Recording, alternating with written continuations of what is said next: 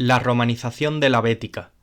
La Bética es un territorio al sur de la península ibérica que antes de la llegada de los romanos, del Imperio Romano, estaba habitado por un pueblo al que conocemos como turdetanos.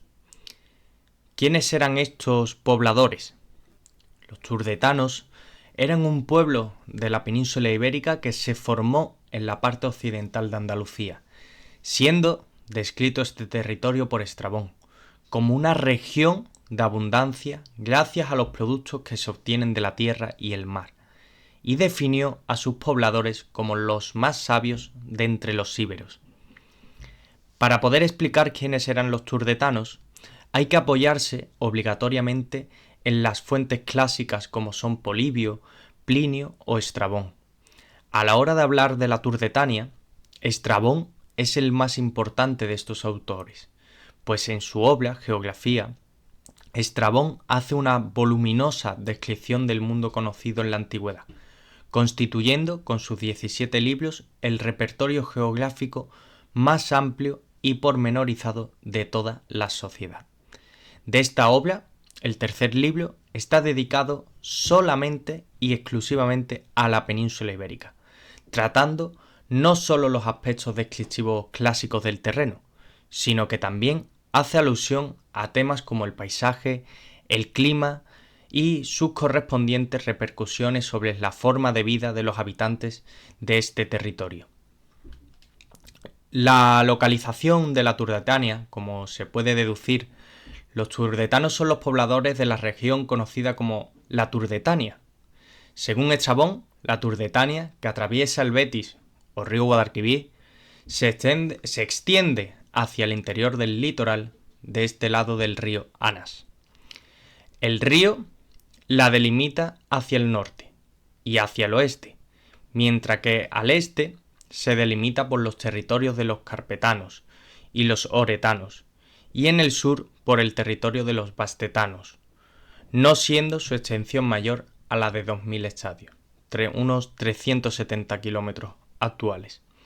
En referencia a las dimensiones, Plinio el Viejo discrepa un poco de Estrabón, pues establece que actualmente la Bética tiene unos 250.000 pasos de longitud, desde Cástulo hasta Gades, que son unos 185,125 kilómetros, lo que sería un espacio más pequeño, lo que le daría a esta Turdetania Plinio en comparación con Estrabón. De lo que no parece haber ninguna duda es que la localización de la Turdetania, como expone José Manuel Roldán, se corresponde con la parte occidental de la actual Andalucía, por lo que a la hora de desarrollar el tema es necesario centrarse en los asentamientos que se sitúen en esta región. Estrabón, volvemos otra vez a nombrar a este personaje de la historia, que a pesar del tamaño de la región, las ciudades son muy numerosas, llegando a contabilizar 200 ciudades en la Turdetania, lo que es una barbaridad para la época, estando las más importantes situadas cerca de los ríos, los esteros y el mar, como es el caso de Córdoba, actual Córdoba, Hispalis, actual Sevilla, o Gades, actual Cádiz. El propio Estrabón señala la importancia de Córdoba por sus riquezas y extensión de sus territorios, y a Gades por su navegación y su alianza con Roma. El paisaje de la península ibérica es visto por los escritores clásicos con una mentalidad de apropiación, por lo que las condiciones ambientales y los productos que describen son elogiados por los mismos. Muchos de estos elogios fueron para la Turdetania, donde el clima era más benigno a lo que Estrabón hace referencia. Y dice así: pues la pureza y el soplo suave del céfiro es lo propio de este territorio. El otro aspecto que tiene gran importancia en la Turdetania será el Betis, el río Guadalquivir, pues el río, al atravesar la Turdetania, se convierte en un canal de comunicación entre una gran cantidad de ciudades que se han edificado en sus orillas y la entrada por el mar desde el lago Ligustino, que hoy en día ya no existe y que llegaba casi a lo que conocemos como hoy en día actual Sevilla, que estaría a decenas de kilómetros, que está actualmente a decenas de kilómetros de la costa. También cabe hablar sobre el origen de la cultura turdetana. El territorio de la Turdetania se corresponde con la región en la que se desarrolló la cultura tartésica, esta mítica cultura que han estudiado muchísimos historiadores a lo largo de los tiempos y los años. Aunque antes se consideraba un mito, la civilización tartésica fue real, siendo sus orígenes un tema que continúa debatiéndose en la actualidad. Esta cultura se fue desarrollando a lo largo de la época del Bronce Final, periodo en el que la abundancia de productos minerales de los que dispone Andalucía pudo traer a pobladores de otras regiones, principalmente de la zona de Oriente y el Mediterráneo, los cuales llevarían su cultura consigo y influenciarían a estos pueblos. Esta llegada de orientales a la península desencadenó un gran desarrollo cultural y tecnológico, ya que los nuevos pobladores imponen su cultura a la población local. Y esto hace que surja y que brote ese fenómeno que hoy en día denominamos tartesos. Todavía se tiene muy poco conocimiento de la cultura de tartesos. Su organización no está clara todavía, y de las fuentes escritas se pueden leer como en el libro de Justino se mencionan los reyes Gárgoris, Abis y Gerión, los cuales no son considerados mitológicos y no se les puede conceder mucha veracidad a estos textos. Para finalizar, hay que decir que tampoco se sabe mucho de cómo llega a su fin la civilización tartésica y surge la civilización que conocemos como turdetana. La deshistorización que se produce al contar con muy poco material hace imposible tener una imagen coherente de la situación que se vivió en aquel entonces. Continuamos poniéndonos un poco en contexto en cómo surge la cultura turdetana. Nos encontramos en el punto en el que cae la cultura tartésica. Se han tratado durante años de encontrar fuentes materiales que permitiesen explicar la transición que se produce entre la cultura tartésica a la cultura conocida como ibérica. Los yacimientos en los que se confiaba encontrar materiales, como en el Cerro de las Cabezas de Fuentetójar, no se ha encontrado absolutamente material suficiente que explique este proceso, pudiendo decirse únicamente que las excavaciones muestran un decrecimiento de la influencia orientalizante en la cultura material. Por otro lado, las fuentes escritas sobre los turdetanos antes de entrar en contacto con los romanos son muy escasas, siendo necesarias la interpretación de alguna de estas fuentes para hacer conjeturas sobre cómo surgió la cultura turdetana. Sin embargo, todo apunta a que en la Turdetania existió un panorama étnico y cultural mucho más complejo de lo que las fuentes romanas nos han transmitido, pudiendo diferenciarse tres componentes étnicos o culturales: la semita, el indoeuropeo y las aportaciones púnicas bárquidas. Al fin y al cabo, las civilizaciones que más influenciaron a estas de nuestra península ibérica, yo pienso que fueron los fenicios, y también la influencia púnica muy importante, sobre todo antes de llegar los romanos. ¿Por qué? Porque la península ibérica, cuando llegan los romanos a la Bética, estas zonas están controladas, muchas partes de la península ibérica están controladas por lo que se conoce como los cartagineses, que son los púnicos, ¿no? Los pueblos púnicos.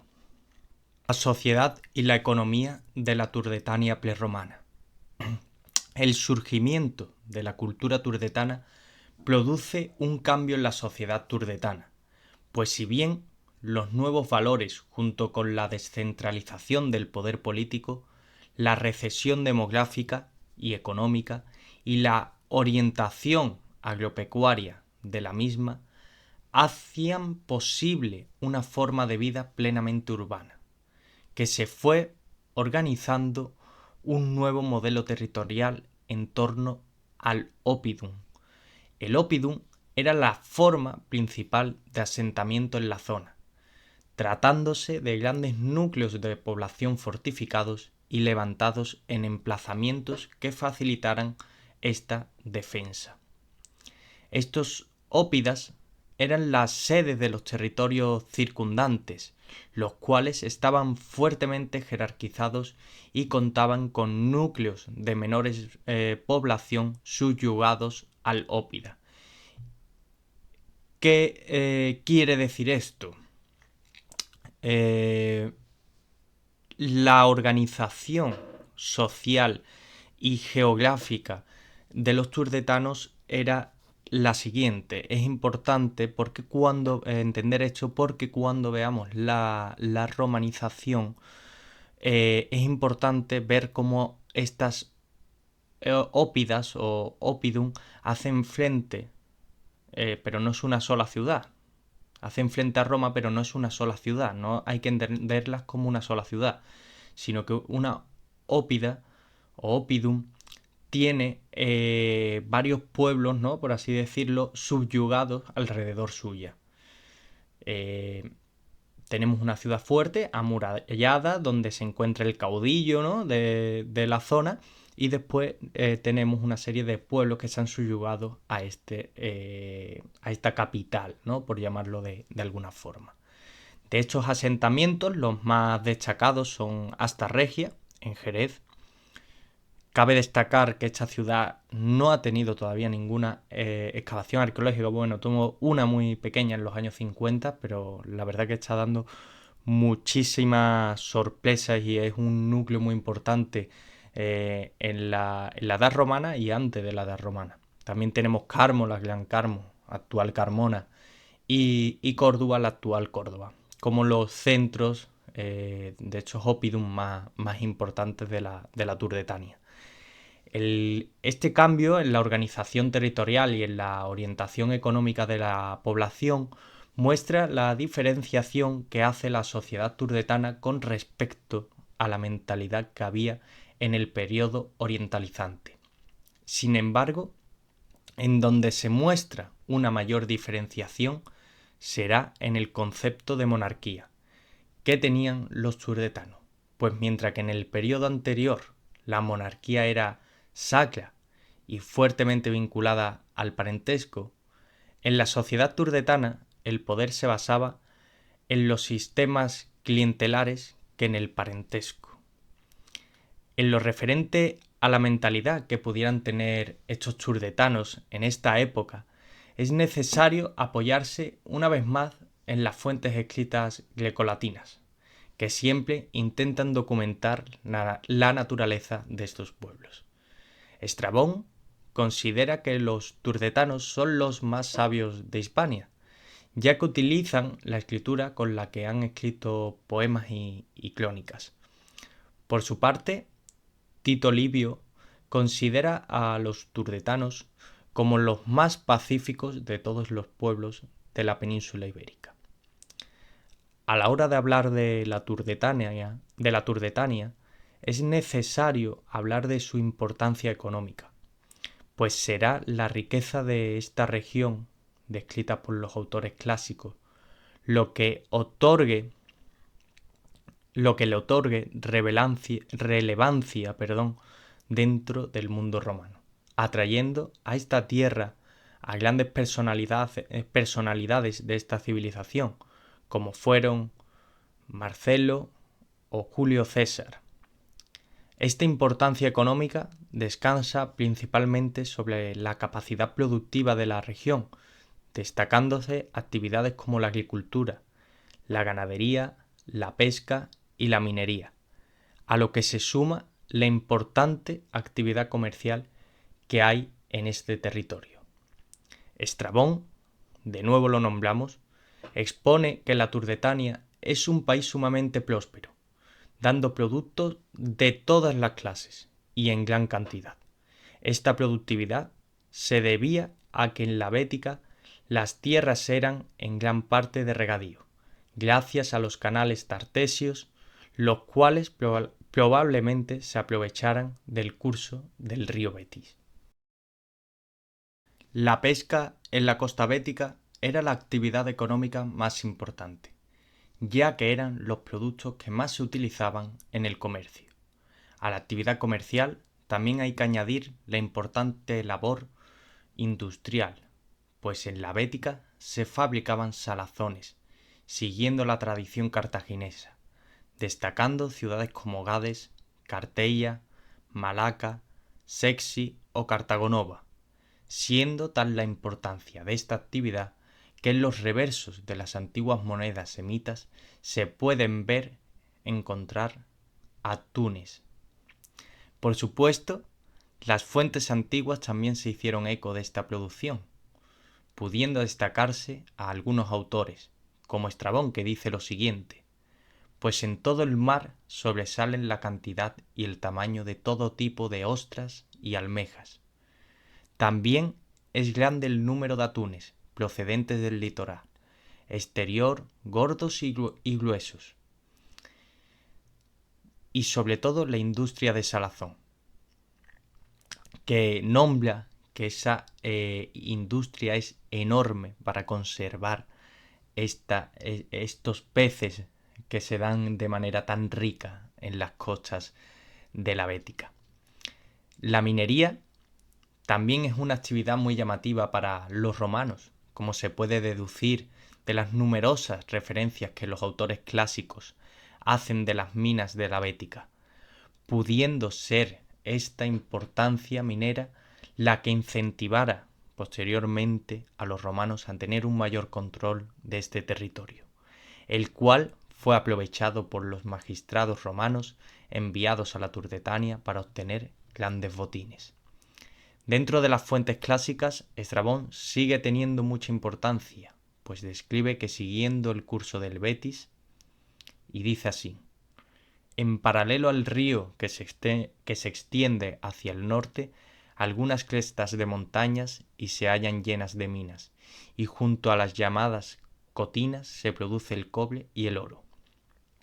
Después afirma también: a pesar de que el mencionado territorio produce tantos bienes, no se maravilla uno menos al conocer la prodigialidad de las minas. Dice que en casi todas las provincias, sigue Estrabón, ¿no? Plinio, en casi todas las provincias se encuentra la plata, que es la de Hispania la más bella. Habla sobre la calidad de la plata que se da en esta región. Llegamos al punto importante, al punto fuerte de este podcast: la conquista y la romanización de la Turdetania. El interés que tiene Roma hacia la península ibérica se debió a la amenaza que suponía el dominio cartaginés sobre esta región, debido a su gran riqueza de materias primas. Estas tensiones estuvieron recogidas por Polibio, quien explica los acuerdos habidos entre los romanos y los cartagineses, los cuales quedarán invalidados al comenzar la Segunda Guerra Púnica, en la que Roma y Cartago acabaron disputándose el control del Mediterráneo occidental. La posición estratégica que tenía la península ibérica hizo que este territorio se convirtiera en un escenario bélico de gran importancia, siendo los romanos los que se hicieron con la victoria. Este conflicto es recogido por muchas fuentes romanas, como por ejemplo Tito Livio, que expone cómo Ástapa, fiel partidaria de Cartago, resiste ante los romanos debido a esta lealtad. O Polibio, que explica cómo Publio Cornelio Escipión derrotó a Asdrúbal en la batalla de Ilipa en el 206 a.C., con la cual se conseguirá expulsar definitivamente a los cartagineses de la península ibérica. Si se da crédito a lo que dice Polibio, después de que los cartagineses fuesen expulsados de la península, se le confía a Publio Cornelio Escipión la gestión de Hispania. Esto da a entender que Roma no tiene ninguna intención de abandonar la península ibérica, actuando de un modo similar al que empleó tras las guerras pírricas, ocupando aquellos territorios a los que acudía en respuesta de una provocación. Apiano expone: a partir de este momento comenzaron a enviar anualmente pletores en calidad de gobernadores para mantener la paz, y Escipión, después de dejarles un ejército adecuado, partió rumbo a Roma. En realidad, estos pletores de los que habla Apiano no aparecerán hasta más tarde, ya que en vez de estos se mandarían a Hispania magistrados investidos de imperium proconsular. Estos magistrados fueron elegidos de forma provisional por la asamblea de la plebe, como da a entender Livio. De modo que no sería hasta las elecciones celebradas en los comicios por centurias del año 197 a.C. que en vez de elegir los 4 pletores acostumbrados, se elegirían a 6. Estos 2 nuevos pletores serían los que se encargarían de la gestión de las recién creadas provincias de Hispania, Citerior y Ulterior, siendo esta la primera vez que 2 magistrados regulares con imperium cumplirían el año de mandato en la península, siendo Elvio enviado a la Ulterior. De esta forma, la Turdetania quedó comprendida dentro del territorio de la provincia Ulterior, la cual se extendía a lo largo del río Guadalquivir, desde la zona minera de Cástulo, en Linares, hasta el valle bajo en el asentamiento de Itálica. Al principio, los límites entre esta provincia y la Citerior fue el río Almanzora, pero al difuminarse esta frontera, a medida que se avanzaba al interior de la península, fue el curso alto del Guadalquivir el que terminó sirviendo como límite entre estas provincias. Durante la Segunda Guerra Púnica, la opinión de los indígenas hacia los romanos era mayoritariamente favorable. Escipión envió a todos los rehenes sin rescate a sus respectivas casas, y con este hecho se granjeó la adhesión de muchos pueblos y reyezuelos. De este modo, los romanos fueron vistos por los indígenas como libertadores, que les liberarían del yugo cartaginés.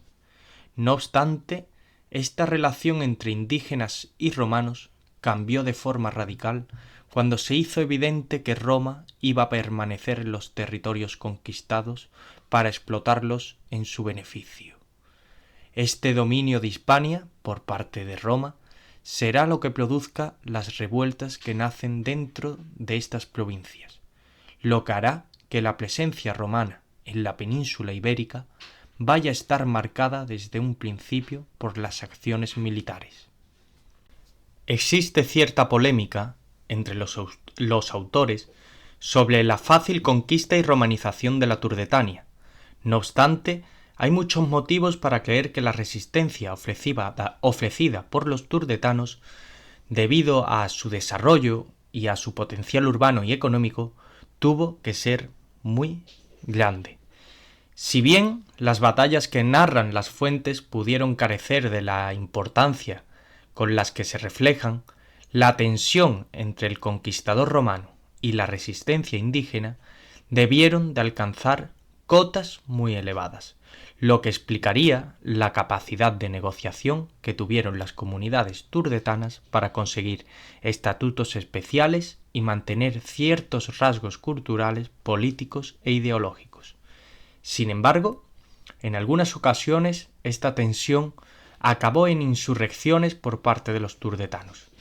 De estas insurrecciones, la primera de la que nos habla las fuentes escritas es la insurrección de dos régulos turdetanos, como así lo narra Tito Livio. Estos líderes eran Chulcas, quien había conseguido acaudillar a 17 ciudades, y Luxino, que tenía el control de Carmo y Bardo.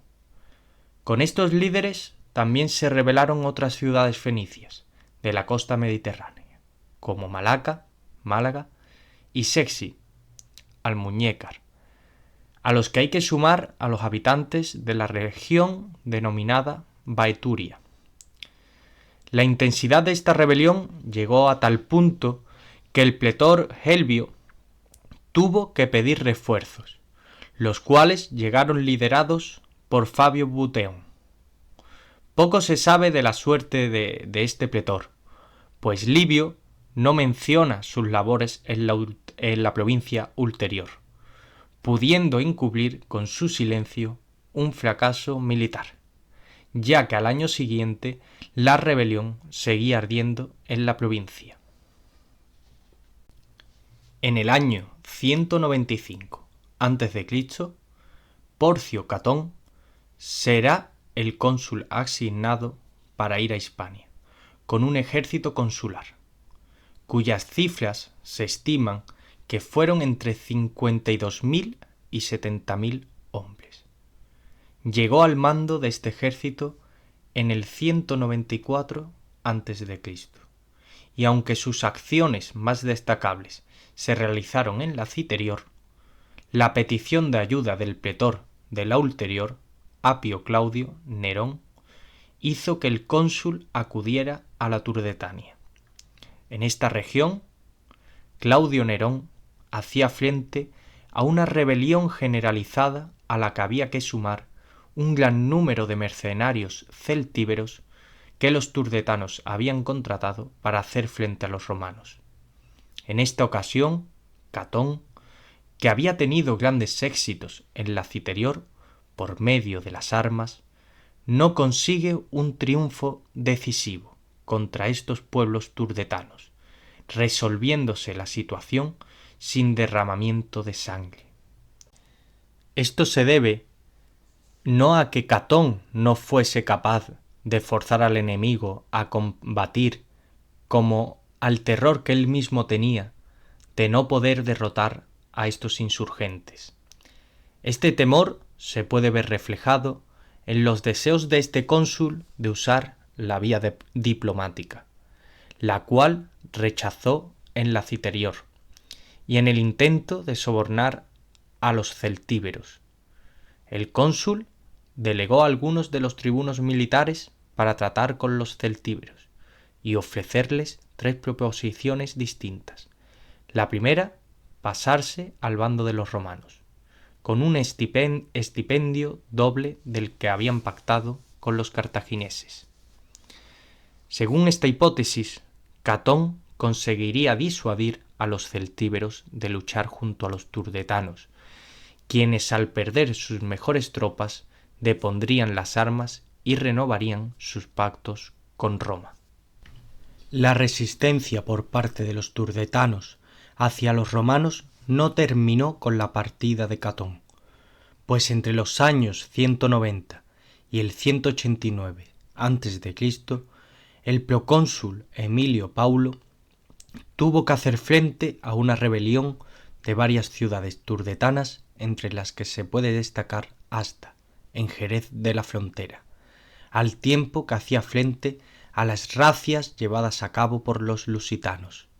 Afortunadamente para él, pudo hacer frente a la situación, rechazando a los lusitanos y sometiendo a las ciudades rebeldes, a las cuales impuso unos castigos más duros de los acostumbrados, pues Asta perdió el control del asentamiento de Turris la Scutana, como se puede ver en una lámina de bronce que se emitió el 19 de enero del año 189 a.C.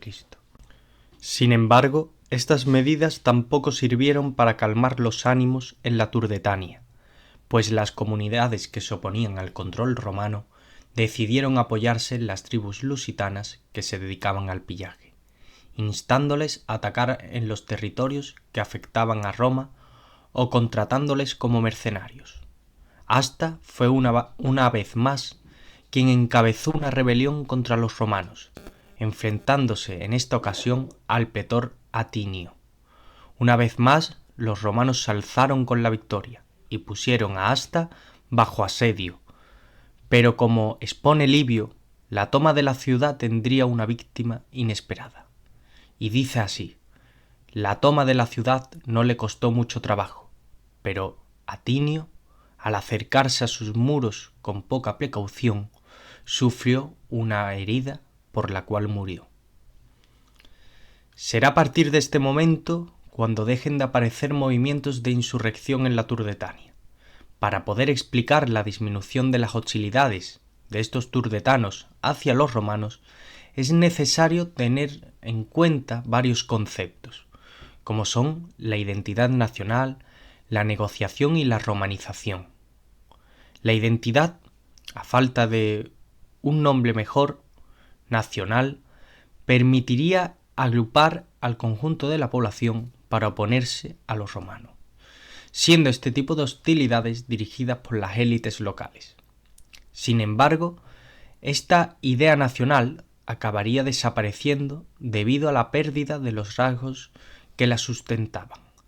La pérdida de estos rasgos guarda relación con el concepto de negociación, ya que por medio de la misma se empiezan a integrar a las élites locales dentro de la política provincial, por lo que éstas dejan de dirigir las insurrecciones con carácter nacional. Finalmente, otro concepto que influyó en la pacificación de la Turdetania es la romanización. Este concepto todavía es objeto de debate. La asimilación de elementos culturales romanos permitirá que surjan vías institucionales impulsadas por el Estado romano. El inicio de las labores de administración en la Turdetania. Debido a la disminución de la resistencia por parte de los turdetanos, dentro del territorio van a tener cada vez más relevancia las tareas de carácter administrativo. A su vez, estas medidas muestran el cambio de mentalidad que hubo dentro de la clase senatorial romana, para la cual, si bien las acciones militares seguían siendo fundamentales, la gestión del territorio y el mantenimiento de la estabilidad en el ámbito del dominio provincial fue ganando relevancia. Para poder gestionar correctamente una provincia, necesita un reglamento administrativo, que en el caso de la provincia se hace sobre la Lex Provinciae, que es redactada por el gobernador de la provincia. En la misma provincia cada ciudad tiene un reglamento diferente, pudiendo diferenciarse los que siguen el ius romanum, que son las colonias y los municipios romanos, de los que no lo son. Dentro de estos asentamientos no romanos se pueden diferenciar las civitates foederata, que son ciudades formalmente independientes y con un dominio de sus propios territorios, las civitas, las liberae, que tienen autonomía administrativa, las immunes, que están exentas del pago de tributos, y las estipendarias, que tienen que pagar una contribución fija. Y por último tenemos las captae, que son las ciudades que han sido sometidas a la fuerza y tienen una peor situación jurídica que las otras. Conquistado este territorio y apaciguado, van a realizarse una serie de fundaciones romanas y latinas en este territorio de la Turdetania. Estas fundaciones van a realizarse para la misma finalidad que las colonias creadas en la península itálica, para compensar a los veteranos y controlar determinados territorios.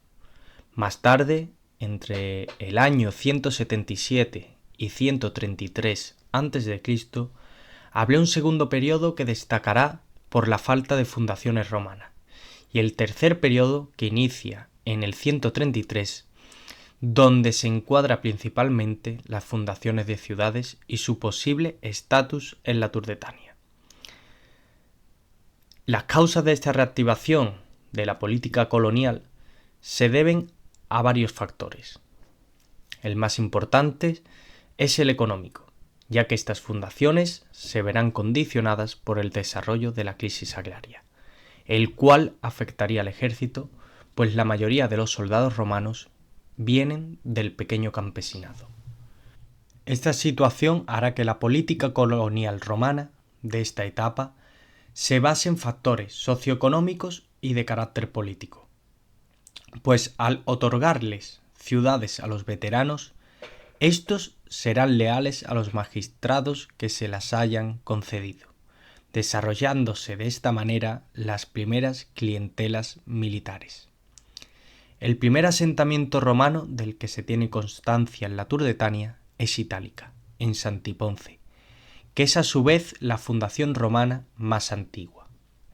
Fue fundada por Escipión, el africano, después de expulsar a las fuerzas cartaginesas de la península ibérica, entregando este asentamiento a sus veteranos.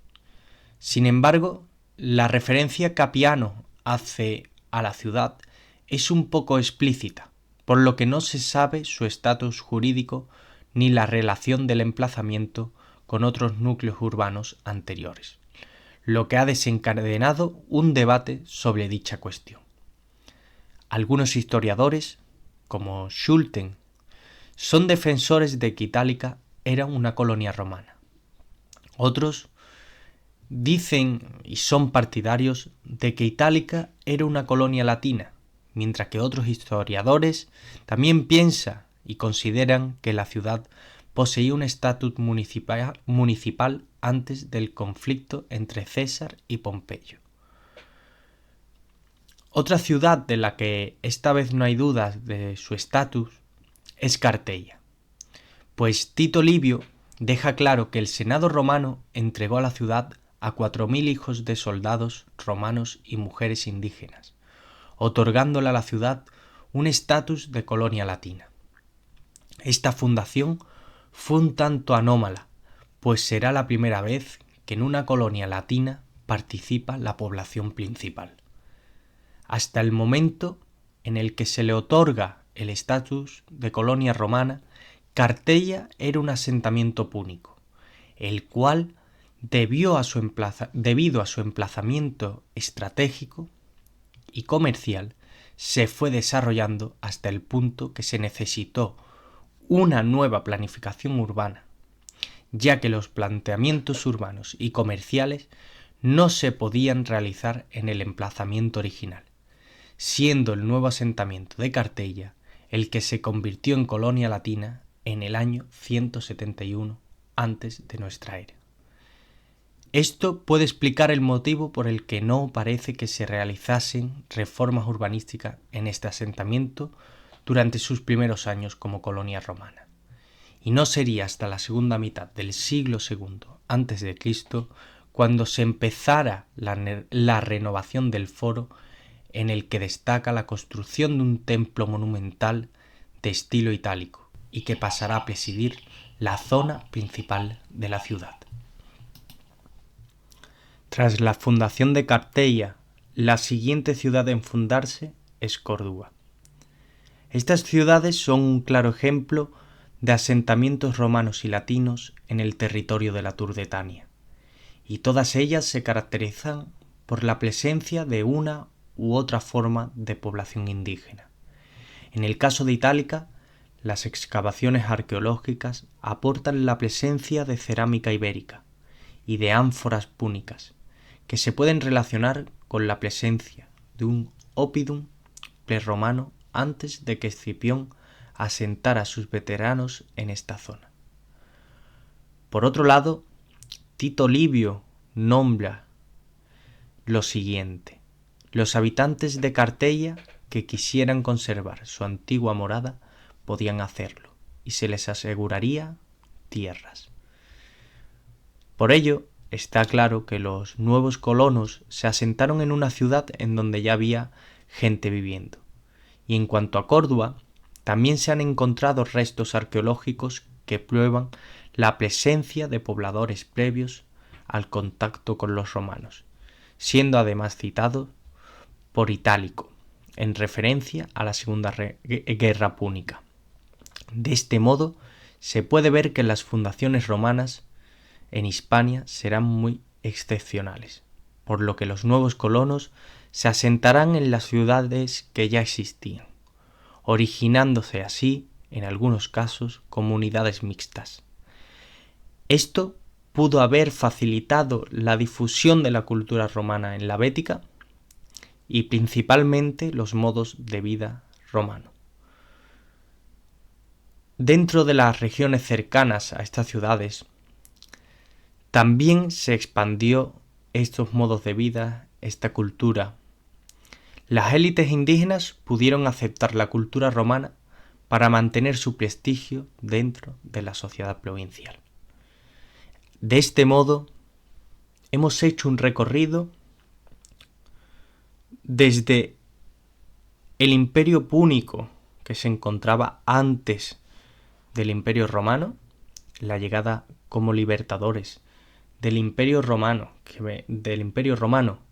que venía a liberar del yugo púnico al pueblo turdetano, que era el que se encontraba en la Bética, pero luego estos libertadores romanos no fueron recibidos de una forma amigable, porque venían a conquistar y tenían que subyugarse estos pueblos turdetanos que vivían en su territorio, y cómo poco a poco, en un proceso unas veces sangriento, otras veces amigable, diplomático, otras veces por influencia cultural, estos pueblos indígenas turdetanos fueron evolucionando hacia una romanización, hacia un acogimiento de la cultura, de la religión, de la forma de vivir romana, y acabaron siendo parte y siendo ciudadanos de Roma.